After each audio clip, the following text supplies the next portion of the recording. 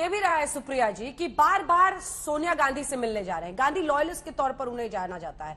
क्या ये एक रबर स्टैंप अध्यक्ष आप लोग नहीं बना रहे? क्या ये अटल सत्य नहीं है कि ताकत गांधी परिवार में ही निहित है कांग्रेस पार्टी? मैं इसका जवाब दूंगी आपके डायरेक्ट सवाल का, लेकिन इतना लंबा बोले सुधांशु जी, विरोधाभास से भरा उनका वक्तव्य की थोड़ी सी पर्दाफाश करना थोड़ा सा जरूरी है। उन्होंने क्या कहा, राहुल जी सचिन पायलट जी को बनाना चाहते थे, तो राहुल जी इसका मतलब नहीं बना पाए। अब राहुल जी ही ये करना चाह रहे, तो पहले तो डिसाइड करिए कि राहुल जी सर्वे सर्वा है या उनकी कोई सुन नहीं रहा है, पहली चीज। दूसरा विरोधाभास सबसे बड़ा ये है, मैं जानना चाहती हूं, भूल जाइए हमारा चुनाव आपका चुनाव, आपके यहां कैसे 1.5 लोग बैठकर करते हैं, हमारे यहां 9000 डेलीगेट्स डिसाइड करते हैं, ये सब भूल जाइए। आप पहले मुझे बताइए कि आपको दिक्कत किससे है, कि चुनाव कांग्रेस अध्यक्ष का होना चाहिए या कांग्रेस अध्यक्ष का चुनाव नहीं होना चाहिए? चित भी मेरी और पट भी मेरी तो नहीं चल सकती। राहुल गांधी के पीए और उनके सिक्योरिटी गार्ड कांग्रेस चला रहे हैं और राहुल गांधी जो है उनकी बात नहीं मानी जा रही है। मेरा अपना मानना यह विरोधाभास और व्यर्थ के डिबेट में नहीं पड़ना चाहिए। मैं अभी भी कहती हूं, आज इस देश के सामने कांग्रेस का अध्यक्ष कौन होगा यह बड़ा मुद्दा नहीं है। आज इस देश के सामने यह मुद्दा है कि जो भारत जोड़ो यात्रा राहुल जी कर रहे हैं, जहां पर कल पायलट जी चले और आज गहलोत जी पहुंचे हैं, बघेल जी चले, तमामों नेता पहुंचे, इंक्लूडिंग मेरे जैसा छोटा कार्यकर्ता भी, वहां से क्या तस्वीर निकल रही है? वहां से तस्वीर तो ऐसी अद्भुत आ रही है कि भारतीय जनता पार्टी के प्रवक्ता खुलेआम सार्वजनिक रूप से गोडसे जिंदा मुर्दाबाद कर रहे हैं। वहां से तस्वीर ऐसी आ रही है कि भाजपा के मंत्री बोल रहे हैं भाई नफरती डिबेट नहीं होने चाहिए। वहां से तस्वीर ऐसी आ रही है कि मोहन भागवत जी जाके इमाम से मिलकर कौमी एकता की बात कर रहे हैं।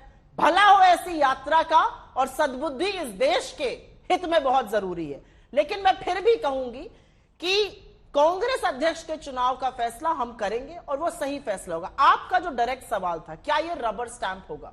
बिल्कुल भी नहीं। मुझे ऐसा लगता है कि पद को त्यागना एक बहुत बड़ी बात होती है।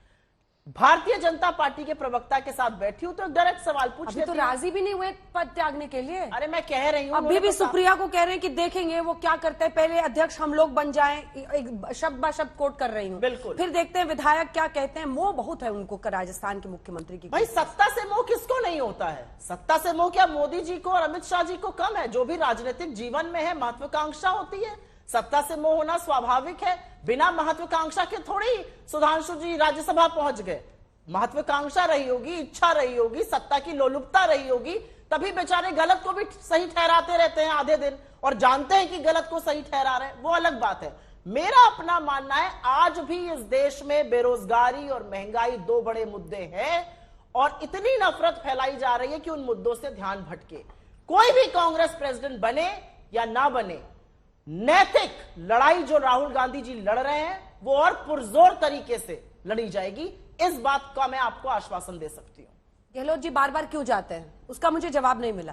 मैं छोटा सा सवाल, आप समझिए मैं क्या पूछ रही हूँ। क्या गांधी परिवार गहलोत, चूंकि उनकी एक स्वीकार्यता है पार्टी में, बाकी नेताओं में, और राजस्थान में उनकी बड़ी भूमिका है, क्या उस पर सवार होकर गहलोत हथियार गांधी परिवार का बन रहा है? नहीं, आपने जो डायरेक्ट सवाल पूछा बिल्कुल स्वीकार्यता है।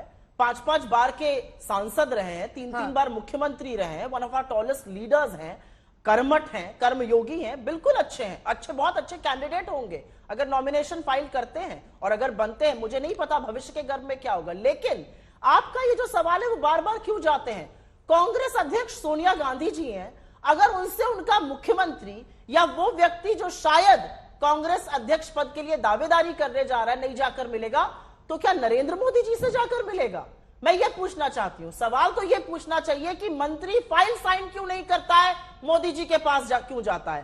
कांग्रेस का मुख्यमंत्री कांग्रेस के अध्यक्ष से क्यों मिल रहा है? यह सवाल बेतुका है। बिल्कुल मिलना चाहिए, यह समन्वय स्थापित करना चाहिए। जिसको आप रबर स्टैंप कहती हैं वो जेपी नड्डा जी और अमित शाह जी की रिलेशनशिप है। अभी भी सारा प्रबंध अमित शाह जी कर रहे हैं, JP Nadda ji rubber stamp है। हम जिस स्थिति की बात करने जा रहे हैं वो समन्वय है, वो नैतिक जिम्मेदारी राहुल गांधी जी की रहेगी। आगे भविष्य में क्या होता है मुझे नहीं पता, और जो भी कांग्रेस अध्यक्ष बनेगा वो संगठन चलाएगा। ये तो बहुत सिंपल और समन्वय स्थापित करने की बात है। फिर क्या गलत है इसमें? और उन्होंने सीधा आप ही पे कह दिया कि आप भी राज्यसभा सांसद बने हैं तो कुछ ना कुछ तो मन में गुदगुदी होती ही है आगे बढ़ने की। हर कोई राजनीति में आगे बढ़ने की तो कोशिश में लगा हुआ है। अब देखेंगे ना पीछे मुड़ के कि उनकी कुर्सी के साथ राजस्थान में क्या होने वाला है। अध्यक्ष पद के लिए पांव आगे बढ़ाएंगे, पीछे कुछ छोड़ के तो समझेंगे ना कि हाँ एक गारंटी है कि अब ये नहीं तो ये दोनों में से एक मिलेगा, वरना आप भी महत्वाकांक्षा के लिए आगे बढ़ रहे होंगे। सुधांशु जी, अंजना जी, मैं सारी बातों का जवाब देता हूं। सुप्रिया जी ने जो कहा, पहले तो हम ये कहना चाहते हैं कि ये लोग जो भी कार्य कर रहे हैं, ये लोग अपने हिसाब से किसी भी चीज को देखने का प्रयास करते हैं। इन्होंने कहा हमें इसमें कोई इंवॉल्वमेंट नहीं है ना, कांग्रेस अध्यक्ष कौन बने, देखने के दो नजरिए होते हैं, दृष्टा भाव और कर्ता भाव। कर्ता भाव में आप हैं, हम तो दृष्टा भाव में है ना, राम झरोके बैठ के सबका मुजरा ले। हम तो एक फिल्म की स्क्रिप्ट की तरह देख रहे हैं जिसमें सस्पेंस भी है, ड्रामा भी है। अब देखना होगा कि वो ट्रेजेडी या कॉमेडी में ना बदल जाए, ये आने वाले समय में दिखेगा। और जहां तक महत्वाकांक्षा की बात है, देखिए कितनी महत्वपूर्ण बात है।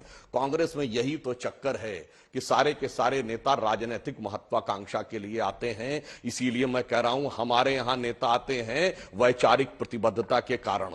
विचारधारा ही मिशन बनाती है और पॉलिटिक्स में केवल राजनीतिक महत्वाकांक्षा और लोलुपता जिसका इन्होंने प्रयोग किया वो प्रोफेशन बनाती है। इसीलिए कांग्रेस एक नहीं, आजादी के 75 बार खंड खंड हुई है और हमेशा पदों को लेकर ही लड़ाई हुई है। हमारे यहां विचारधारा के लिए समर्पित रहते हैं। दोनों प्रधानमंत्री अटल जी और मोदी जी प्रचारक जीवन से शुरुआत किए हुए थे। हमारे नेताओं का पूरा वो दौर देख लीजिए। और सुप्रिया जी, आपकी नॉलेज के लिए भी बता दूं, जिस जमाने में हम लोग भी छात्र जीवन से आए थे, हमने जिंदगी में नहीं सोचा था कि कभी भाजपा की स्पष्ट बहुमत तो छोड़िए, जिंदगी में सरकार भी बनेगी। आप लोग जब आए होंगे तब आपको लगा होगा हां सत्ता थी, सत्ता रहेगी। इसलिए आप लोग हम लोगों को यह प्रवचन मत दिया करिए कि सत्ता की लोलुपता के लिए इसके लिए आए। हम लोग जिंदगी में नहीं सोचे थे, वो तो परिस्थितियां बनी, जनता का समर्थन और ईश्वर का आशीर्वाद रहा कि आज ये स्थिति आई है। परंतु मैं यह बात कहना चाहता हूं कि आज के इस यथार्थ पे एक बात तो इनको निश्चित रूप से समझनी चाहिए कि ये भारत जोड़ो यात्रा चला रहे हैं ना, तो महंगाई बेरोजगारी की बात काहे कर रहे हैं? कहते हैं महंगाई हटाओ यात्रा चला रहे हैं, बेरोजगारी हटाओ यात्रा चला रहे हैं। ये भारत जोड़ो किसके लिए है? और गांधी परिवार का कुल गौरव, कुल भास्कर, कुल दीपक जिस यात्रा को लेके चल रहा है, वो ना तो आनंद भवन में टच कर रही है, ना इंदिरा जी की कॉन्स्टिट्यूएंसी में टच कर रही है, ना उनकी पूज्य माता जी की कॉन्स्टिट्यूएंसी में टच कर रही है, ना उनके पूज्य पिताजी जिससे वो स्वयं विस्थापित हो चुके उस अमेठी को टच कर रही है, ना उनकी प्रिय बहन जी के क्षेत्र यानी प्रियंका जी के क्षेत्र को तय कर रही है।